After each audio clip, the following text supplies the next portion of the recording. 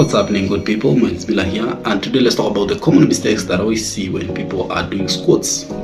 And without wasting of any time, let me just dive into mistake number one, which is the setup. And in this case, I'm talking about when you're about to withdraw the weight off the rack and when you're about to return the weight to the rack. So here's the thing: you find people when they are about to do that, especially when they're about to withdraw the weight off the rack, they tend to tippy-toe, and then they do what?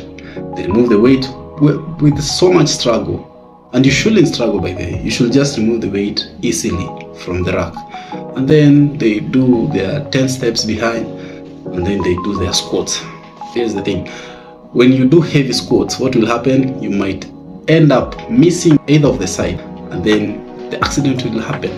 You will end up injuring your shoulder, or just shit will happen, I'm sure. So to prevent that mistake, this is what you need to do, because you shouldn't struggle when you're withdrawing the weight from the rack. This is what you need to do: just stand against the rack, and then you use your shoulder to do what?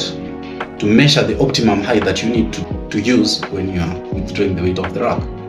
Okay? Once you get the optimum height, that is where you should set the bar.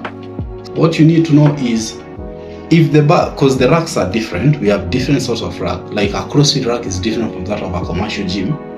What you need to do, I'm assuming you're in a commercial gym, maybe the next rack will be so much below your height that you feel like when you're withdrawing off the weight, it's like you're doing one rep already. It's like you're doing a pin squat. You get what I mean?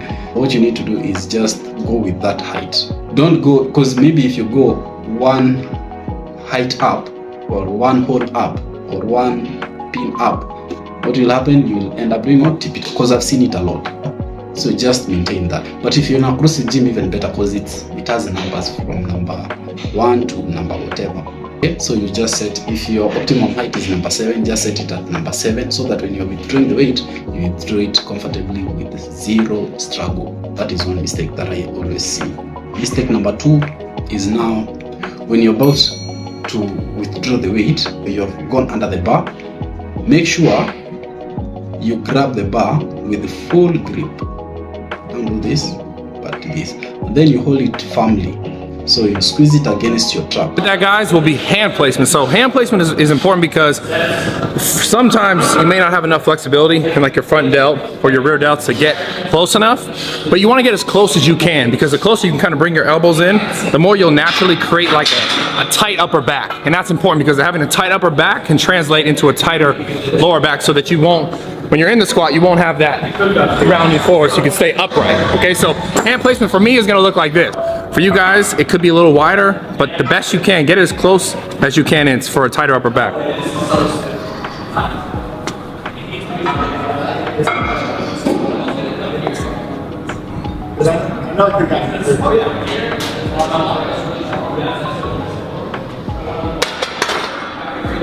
And another thing, guys, a lot of people like to do like a thumbless grip, so they'll hold the weight like this, not like this. Do the best you can. If you're more comfortable with a thumbless, that's fine, but do your best to squeeze the bar. So when you're holding the bar, don't just let it rest on your upper back. Really squeeze the bar, whether your hand be like this or like this. Squeeze the bar tight, and it'll help also keep your upper back tight, again, to keep that lower back in line. So hope that helped. Another mistake that I see is people setting the bar on their neck instead of their trap, because the bar should be just against your traps, not your neck. Alright guys, so I'm going to show you what different bar placements are. And for the purpose of this video series, we're going to do a high bar. So it's going to be a little bit higher, not all the way up, but right in that mid-range. So I'll show you the 3 different bar positions. Starting with high bar.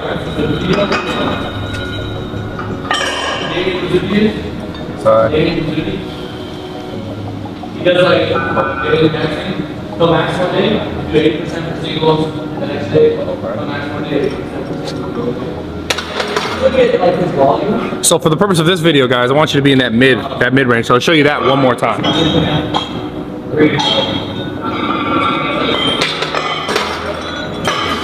If you put it on your neck, that's when you start calling for sponge or the cushion. You wrap it on the bar, and then you do what? You squat with zero pain. But you can handle that if you do what? You now place it on your trap instead of your neck, because if you put it on your neck, you'll feel pain because of the protrusion of your cervical bones, you understand? So don't do that. Instead, place the bar on your trap. We have two types of bar placement. We have low bar and high bar. If you're a newbie, I believe you'll go for the high bar. If you're a pro, you can start playing around either of the two placements. But now I'm talking about the ordinary high bar.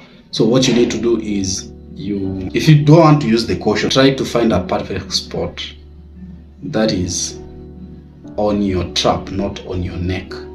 And if you can't handle that, maybe you're a newbie and you haven't developed some traps as a caution, just then go for the sponge. But if I were you, I'd just get used to this spot, like the placement of the bar. Slowly by slowly, you'll get used to it. And then you'll just rock and roll smoothly.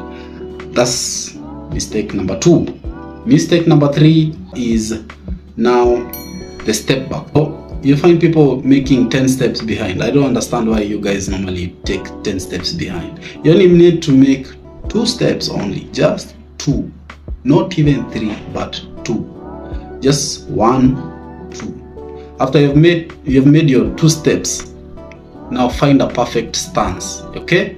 There are those people who are good with wide stance, others narrow stance, other cannonball stance, there's other sumo stance. Like, we have so many forms of stance. There's no perfect stance. You just find your perfect stance. Okay? And then you do what? You play around with your toes. So the toes, you need to point outwards like 45 degrees. That one is a must. Why? Because you need to sink down smoothly. But again, let me not use the word must, because people are different. There are those people who will just point their feet forward, their toes, their toes forward, and they will sink down comfortably because their articulation of bone to socket is different. Okay, so if you are good in terms of mobility, you can just go for whatever works for you. But in my case, which it's for most people, just protrude your toes outwards, like slightly. Just extend them outward like 45 degrees after you've found your perfect stance, and do what? And drop it like it squats. It's quite easy. But before you drop it like it squats, you need to have tenacity. You know what's tenacity? It's the grip, like I said it earlier. So you grab the bar firmly. Don't hold the bar loosely with loose fingers, because I've seen that a lot. You just hold the bar loosely and then you rock and roll. Listen, you're just misusing your strength. You see, when you're doing, strength is a skill, in case you're wondering. Strength is not just something that you can just say, I'm strong. No, you can be strong, but you're misusing your strength. But now, if you want to use your strength efficiently, this is what you need to know. Learn how to use this so-called tenacity. And then, it will make you feel like you're compact. You have brought everything closer. You understand? Your armpit are closer.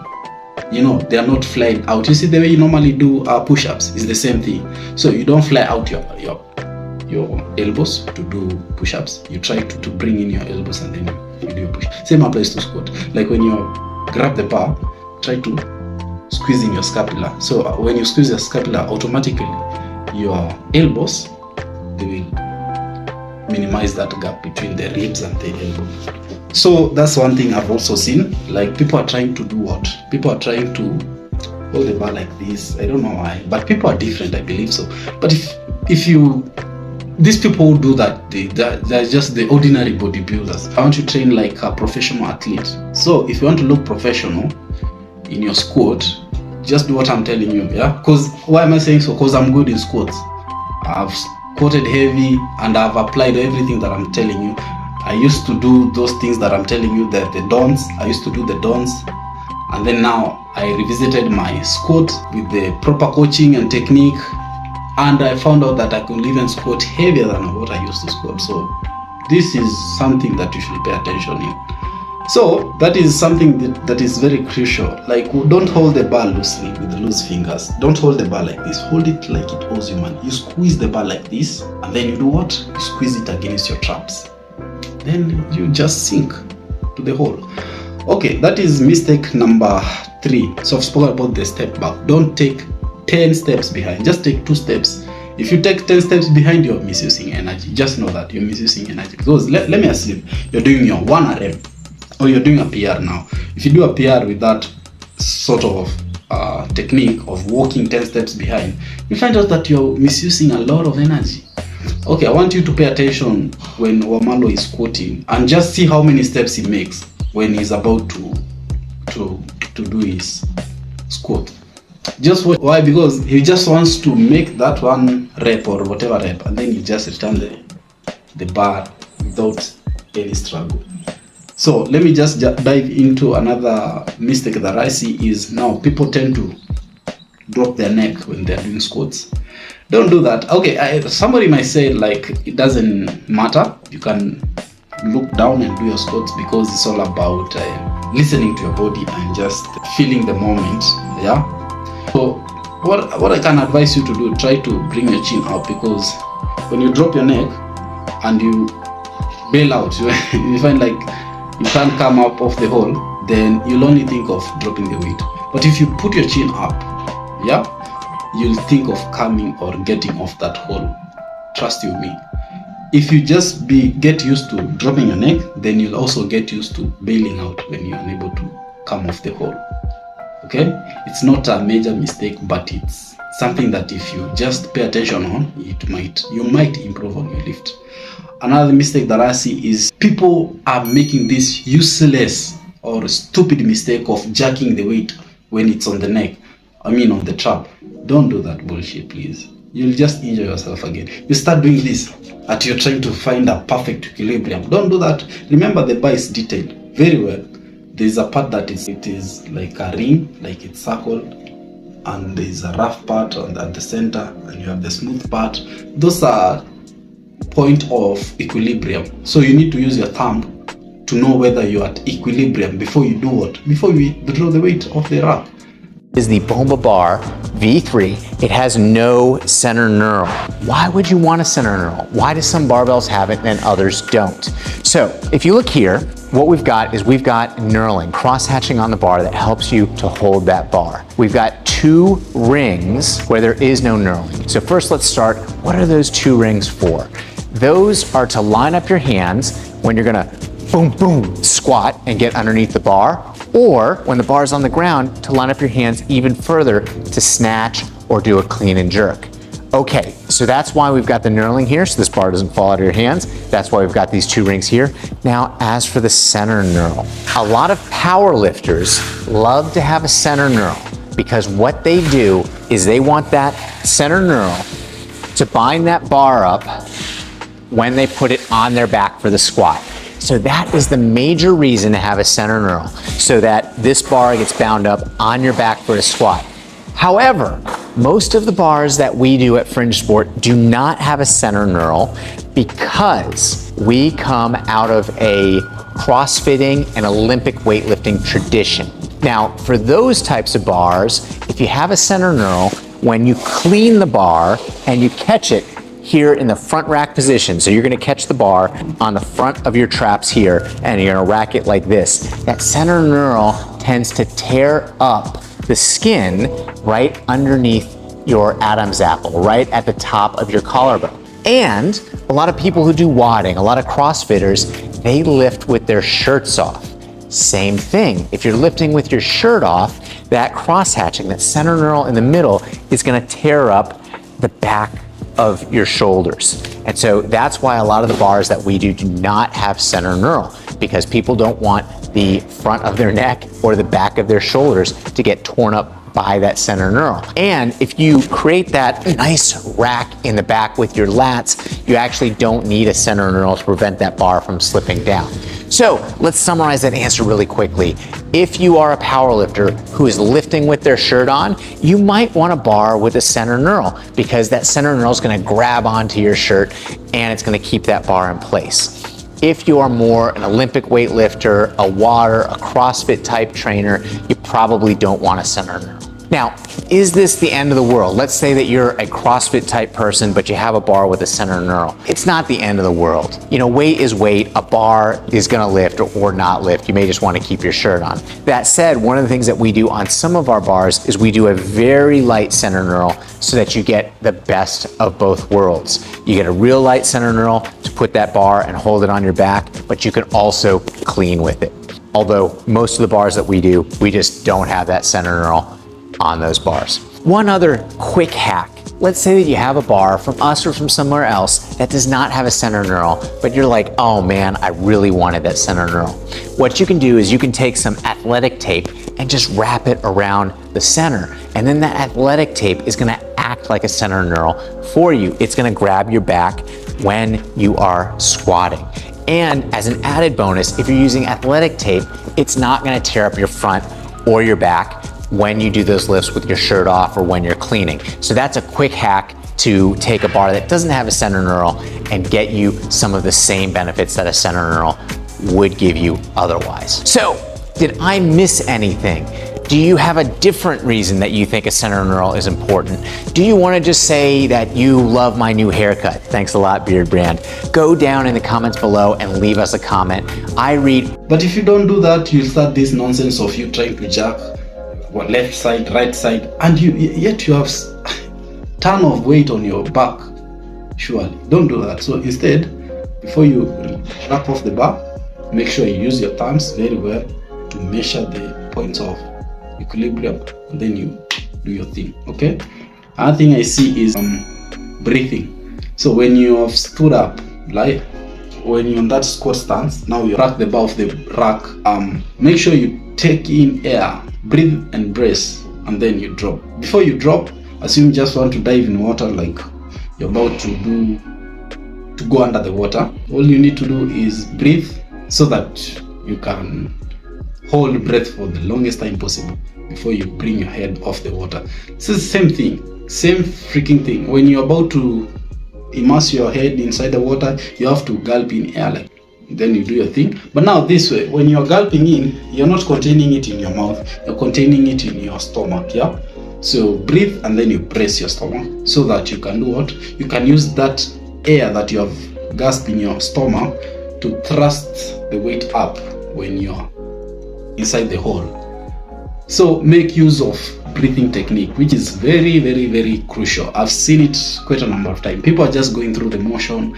They don't know either when to breathe in, when to breathe out. You see, you breathe out when you're at the top, you breathe in when you're at the top.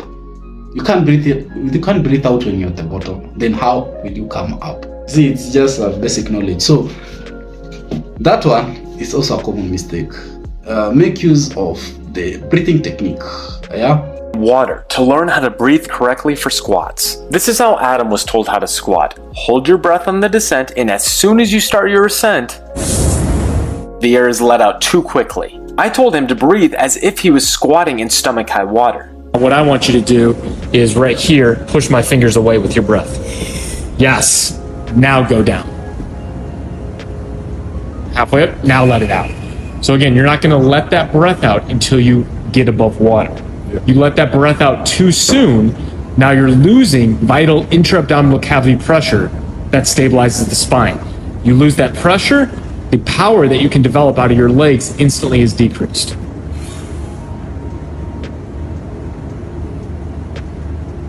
Does that feel different? Yeah. Does that feel a little bit more powerful in your legs? Yeah.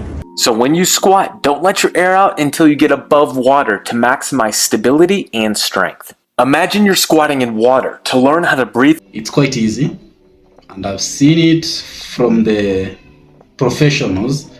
The best squatters around the world, they use that technique. Like, it means it's something that works. You can't just go through the motion unless your coaches don't know this. But now, since your coach don't know this, I'm here to tell you what you need to know. Okay, make use of the breathing technique. And in physics we say pressure exerts weight. Everything uses pressure. As long as you want to lift something from the floor, or just want to lift something off the floor, you have to use pressure so that you can exert it up, whether it's a machine, whether it's you. And that pressure is what I'm talking about.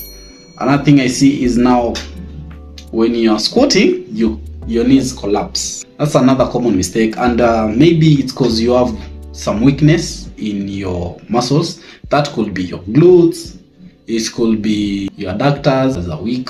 So you need to do proper accessories in order for you to maximize on your strength whenever you're doing squats.